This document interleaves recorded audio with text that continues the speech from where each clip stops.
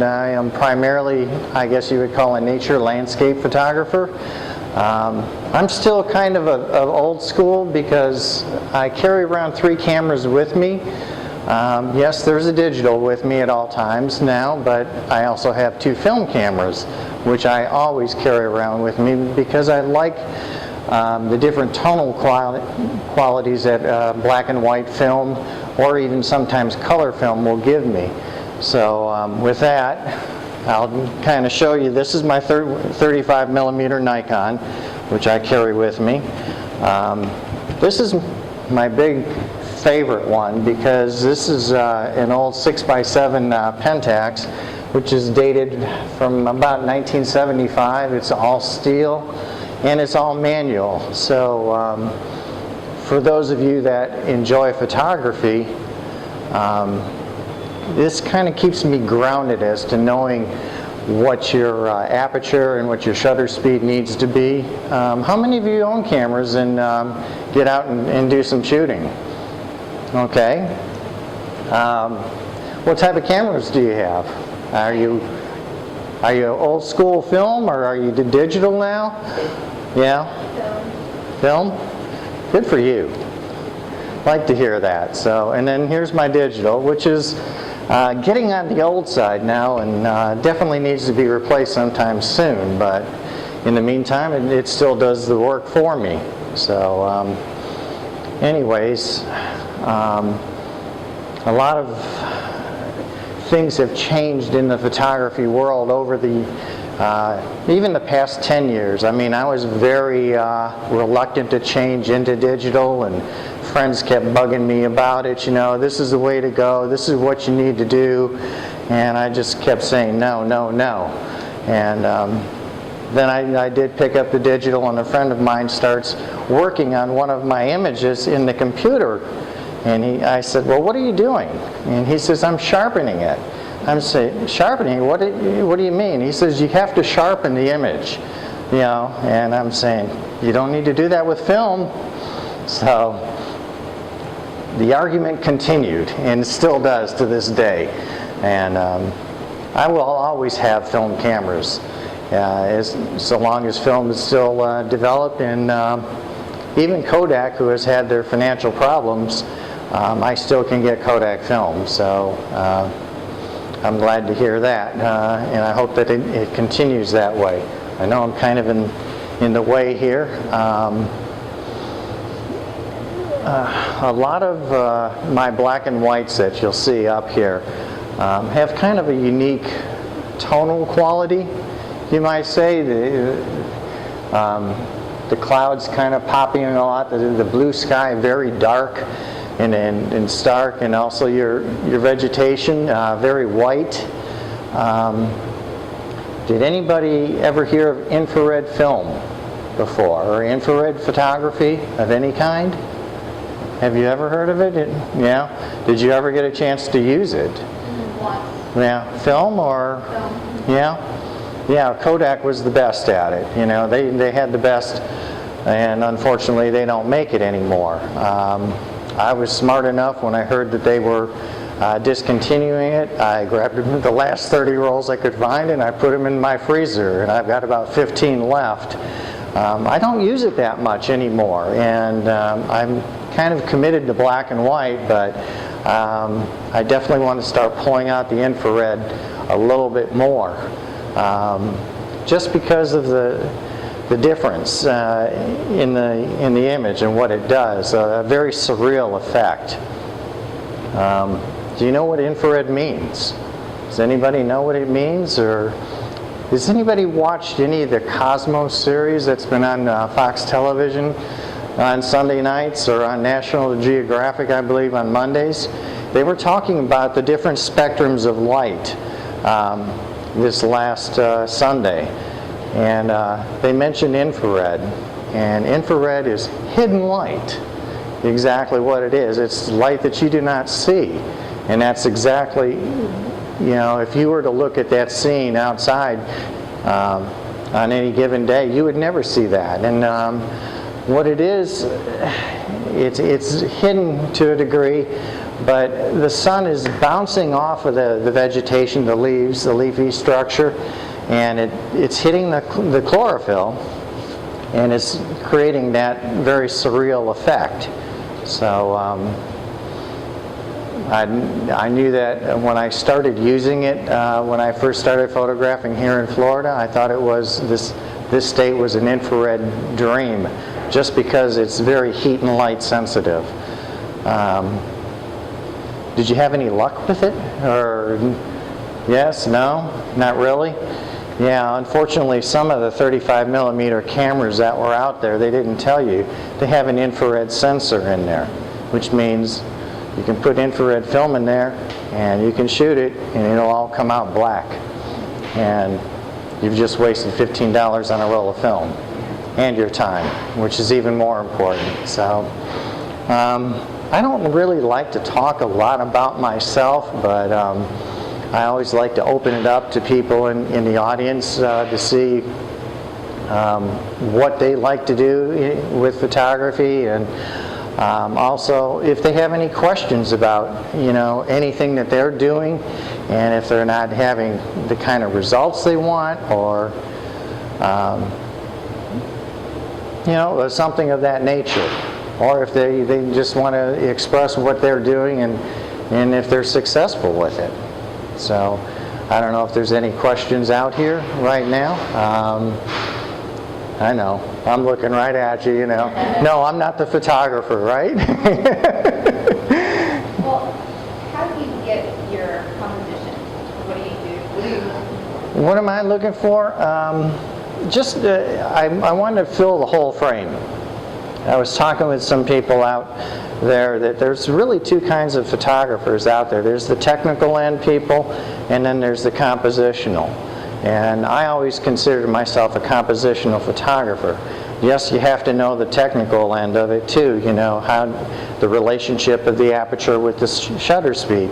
And that's why when people started, just taking up a digital camera versus never shooting before, I always tell them, it's always best to start with a film camera. You can get them really cheap for about $15 used now, $15, $50, something like that. And just to study the relationship of, the aperture and the shutter speed, and in knowing how they work, together. Do you know what okay. The aperture being how wide open the lens is. Yeah, I've never right. worked with it, but yeah. I know. You know the relationship, yeah. And the more wide open it is, the less depth of field you're going to have. And depth of field being, you wouldn't see all this very clearly if I had a wide open aperture. Another thing, they call it the sweet spot for the aperture, and that is usually f8 to f11, right in that area. And that's really where I always try to shoot at, basically for depth of field. And you can see my lenses aren't all that big, about 135 millimeters, somewhere about there. So I'm usually quite close to my subject matter, and I try to get as close to it as possible. I like to wander around and, try to capture what I'm looking for in these eyes before I put it into the camera. And I think that's very important to do. Learning how to compose it with your eyes versus just with the camera alone. And breathe. Just relax. Take in the scenery, take in whatever you're going to do, whether it be people or whatever, and just make sure, even if you're doing family shots, model portfolios, business portraits, anything like that, make sure everything is composed right, and before you snap the shutter. So that's really, kind of the basics, what I look for, the technical end. I'm very simple when it comes to the technical end. There's a lot more things to learn on the digital camera versus the film camera. One, you're setting on the digital for the type of film that you would be using, you know, whether it's 100 speed, 400 speed, or whatever, and you're doing that on the film camera as well. So that, but this is different. There's no film. They also have, you know, for lighting. Are you familiar with white balance? If you're using a digital camera, do you know what white balance is? No? You're using a digital or not? Me, like sometimes when I go out, I usually take it with my phone, and I use my light here on my phone. Okay. Well, white balance is something very unique to a digital camera versus a film. And they give you all different types of lighting situations, whether it's cloudy out, if it's direct sunlight, if it's shade, all these different scenarios that you possibly would be using it in, flash, anything like that. And a lot of people don't even realize this. And they go about shooting in automatic, and they're really shooting at about 25% capability when you're shooting in automatic. I did some photography classes, summer photo camps a few years ago, and I was surprised that these kids that had gone into high school and they had taken photography, their teachers didn't teach them anything about the use of their cameras. And that's your tool. So, I mean, you have to know your tool before you actually go out and do anything with it. So there's just a lot of different variables that you have to look at. Yes, sir. For digital camera, if I want to take black and white, should I take it in color and convert to black and white? I'm doing that now a little bit. I'm just, I was very resistant to doing it at first because I really didn't like the way it looked, but you have to go into Photoshop and you have to adjust the contrast a little more. It's just like working in a darkroom. It is your darkroom now. If you're using a digital camera, it is your darkroom. And you just have to know how much fooling around you want to do with it. Me, I'm a purist. I'm always going to be a purist. I try to get the shot as perfect as possible before I go into Photoshop or any of the other programs. Photoshop is probably the primary one, or Photoshop Elements.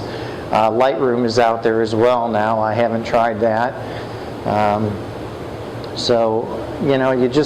You want to try to get it as close to perfection as possible. Once again, getting the technical end and your compositional end all together. So. I didn't quite get you yet. Should I take it in black and white, or should I take it in color? Take it in color. Take it in color? Yeah. Some of the cameras are pretty good now, where they convert right to black and white for you, but I think that the Photoshop end does a much better job, so I would just take it in color. That's what I've done. So. Okay. One more question. If I want to convert to black and white from color, should I set the saturation to minimum? No. No? Well, what do you mean the minimum? Or Due to the least? yeah, I set it just as if I'm taking a color shot. That's No, in the Photoshop. in the Photoshop. There is under the enhancement, and what you're doing is, with your color curves, you're adjusting your color curves and skin tone and things like that. There's also, a conversion to black and white, and then it comes up and asks you, your contrast and how much contrast do you want to put in there. So that's what you have to do at that point in time. Are you using Photoshop? No, I'm using Window Light Photo Gallery. Yeah, the free ones are okay, but they don't give you enough of the parameters to really give you a quality shot. I would probably, if I were you, I'd buy Photoshop Elements. It's about $110. And I would load that into your computer and use that. That's been my favorite. I think Photoshop is one, it's very expensive, and two, you're only going to use about 20% of it.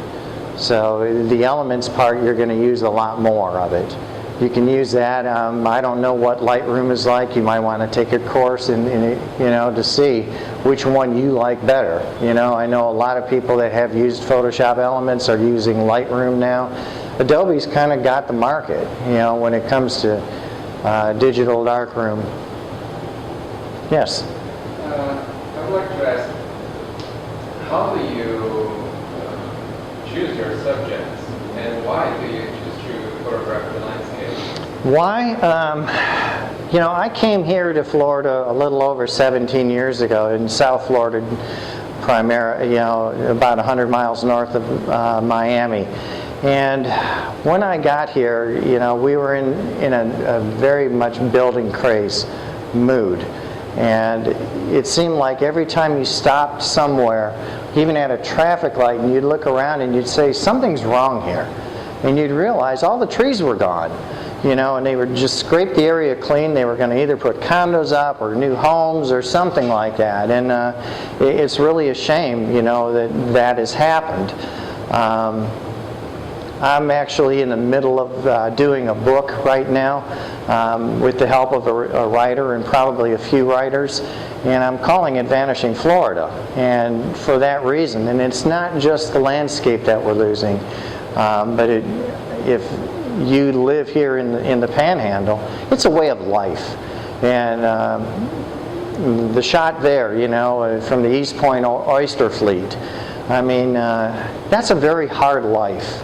And you see a lot of the buildings, the freezer buildings and things like that are right there on 98. They're falling down and obviously not being used anymore. And it's a way of life. It's a living for people. And what are they doing now? To supplant their living. So I hate to see that. And I hate to see the landscape disappearing the way it has. I think that we're starting to get a little bit more conservation awareness now here in this state after what we've done. I mean, we even did it in the Panhandle, and I hadn't been back here in 10 years, and I'll be the first to admit it, but I hated to see, big housing developments going up or, and just the scraping of the landscape, and it's such a beautiful and natural feel here, and it's unique from any other area. I think the Southeast is very unique, and Florida in general is very unique. There's other areas around the country that have done the same thing. They've overbuilt, they've overdeveloped. Look what just happened north of Seattle. Those homes should have never been built because of the threat of mudslides, and now we have how many dead because of it. Look at the homes that were built out in the Southwest, that out in the forests and things like that, and the wildfires took them. They should have never been built, and the people thought it would be great to be living in these areas, but they weren't looking at the repercussions that could happen. And we have to do that. In Florida, we have to look out for hurricanes. It doesn't matter if we have one every 20 years. Who pays for that damage? So, yeah, I'm getting on my soapbox a little bit, but nothing wrong with that. So.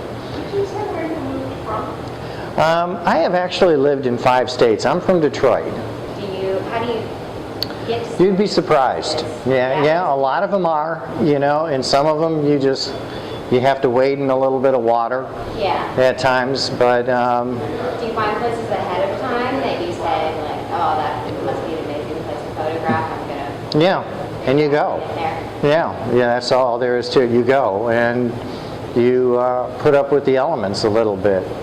I've actually become friends with alligators. They'll usually croak at me. Yeah, they'll usually croak at you when you're getting too close, and I usually talk back to them and just say, and I just tell them it's okay, I'm not here to hurt you. I'm just here, to photograph, and you know what? They usually quiet down. It's really amazing. That's that connection. You speak about the connection. I was interested. How do you feel when you're shooting that picture? And you prepare yourself for that environment? Preparing myself, I guess I do that before I go anywhere, you know. And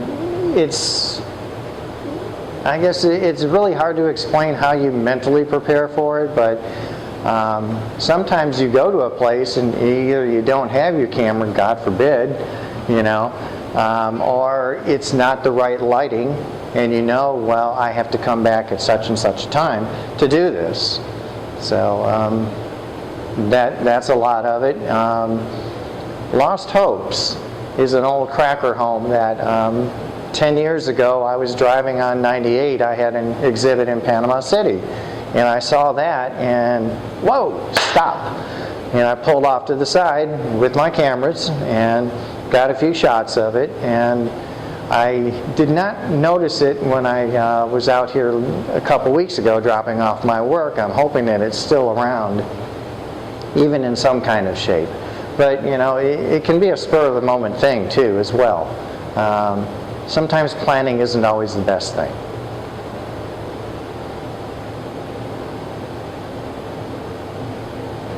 So y'all want to take a tour? Ask any questions you like. Sometimes I could go by a certain thing that I want to photograph several times and keep telling myself, I need to photograph this, I need to photograph this. And it's right on the side of the road. And this happened to be one of them. I called it broken. And once again, the timing was perfect when it came to the light. It's an old dock, as you can see, and it's leading out to the intercoastal down on the Treasure Coast. And I stopped and shot that. And it was about the 5th time before I finally settled down and brought the camera with me and said, okay, let's get this done. And it just, certain things like this, they tell a unique story as well, you know. And this was right after the hurricanes of 2004 and 2005. And that area got hit. The eye of both Gene and Francis came through at the identical same spot. So it made quite a mess, you know, for a long time.